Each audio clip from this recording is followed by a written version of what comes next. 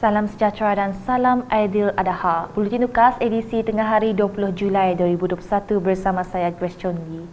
Tumpuan berita, setiap pekerja ladang di negeri ini termasuk warga negara asing perlu diberikan suntikan vaksin COVID-19. Menteri Bertanggungjawab bagi Jawatan Kuasa Pengurusan Bencana Bahagian JPBB Miri, Datuk Lee Kim Shin berkata, ini penting bagi memastikan semua masyarakat yang berkelayakan mendapat imuniti sekaligus mencapai imuniti kelompok penghujung Ogos ini. Jelasnya, pihak pengurusan ladang Woodman telah diarahkan untuk memastikan semua pekerja ladang perlu diberi suntikan vaksin termasuk penduduk-penduduk rumah panjang yang berhampiran dengan ladang. Beliau berkata demikian dalam satu kenyataan media selepas mengadakan lawatan ke Pusat Pemberian Vaksin Industri PPV-IN ladang Woodman Miri bersama COVID-19 Immunisation Task Force CITF Sarawak dan beberapa agensi JPBB Miri pada Isnin. Dalam pada itu, beliau memberitahu ia adalah antara usaha JPBB Miri bagi mempercepatkan proses vaksinasi di bahagian berkenaan sekaligus mencapai imunisi kelompok pada penghujung Ogos depan. PPV-IN ladang Woodman Miri telah diluluskan CITF Sarawak dan beroperasi mulai hari ini dengan kapasiti suntikan vaksin sebanyak 1,339 dos. Dalam program berasingan, beliau menggesa pengusaha premis makanan yang belum menerima suntikan vaksin untuk mendaftar segera dengan Majlis Bandaraya Miri MBM. Semasa melakukan pemantauan prosedur operasi standard SOP COVID-19 di Tamu Muhibah, Tamu Khas dan Persiaran Kabur di Miri, Datuk Lee memberitahu hampir semua penjajah menerima sekurang-kurangnya 1 dos suntikan vaksin COVID-19. Manakala ujarnya lebih 50% daripada penjajah di kawasan itu telah lengkap vaksinasi. Tambah beliau, pasukan penguatkuasa MBM akan mengadakan lawatan ke beberapa kawasan lain bagi memastikan tiada golongan pengusaha gerai makanan atau penjajah yang tercicir.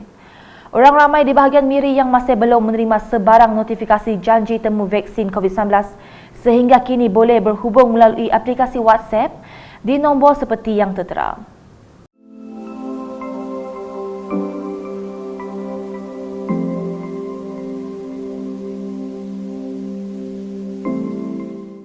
Laporan seterusnya, Menteri Kebajikan Kesejahteraan Komuniti Wanita, Keluarga dan Pembangunan Kanak-kanak Sarawak, Datuk Seri Fatimah Abdullah, mengadakan lawatan ke program vaksinasi Pusat Desa Bina Diri Kuching pada Isnin. Menurut Datuk Seri Fatimah, seramai 5 penghuni di pusat berkenaan telah divaksin oleh petugas kesihatan. Untuk makluman, Desa Bina Diri Kuching adalah salah satu institusi di bawah Jabatan Kebajikan Masyarakat yang menempatkan orang papa atau pengemis untuk mendapatkan jagaan, pelindungan dan pemulihan.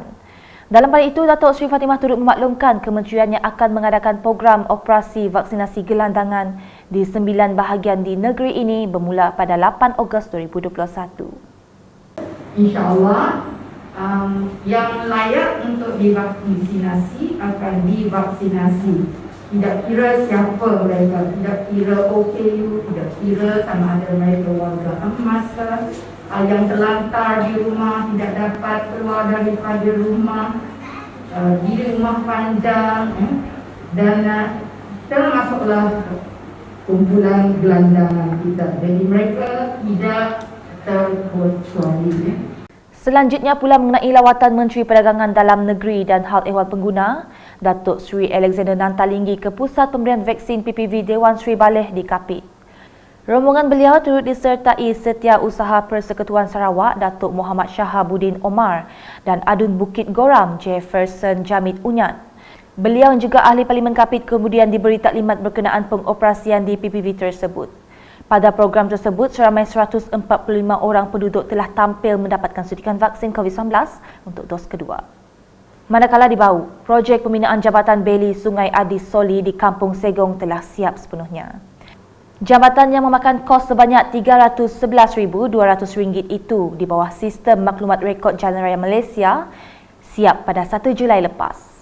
Sementara itu, Ahli Dewan Undangan Negeri Adun Tasik Biru Datuk Henry Herijine berpuas hati dengan perkembangan projek tersebut.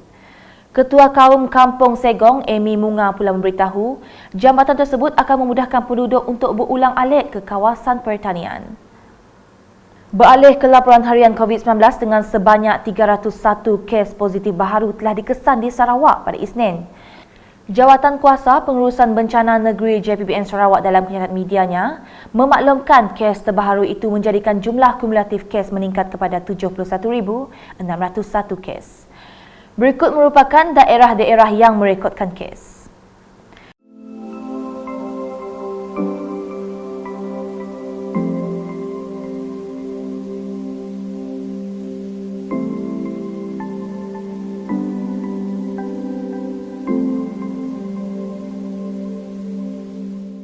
Turut dimaklumkan 3 kes kematian baharu akibat COVID-19 direkodkan iaitu masing-masing 1 kes di Kuching, Sarike dan Bukit Mabung.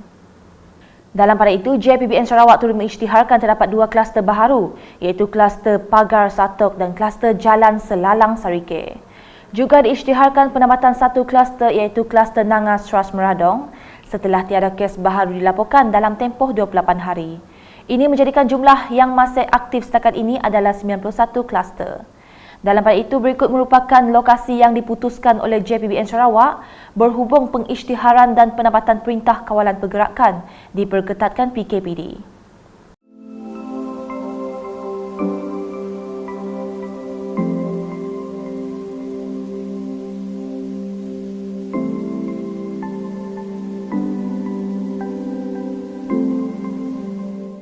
Sekian edisi Tengah Hari bersama saya Grace dan kru pembibitan.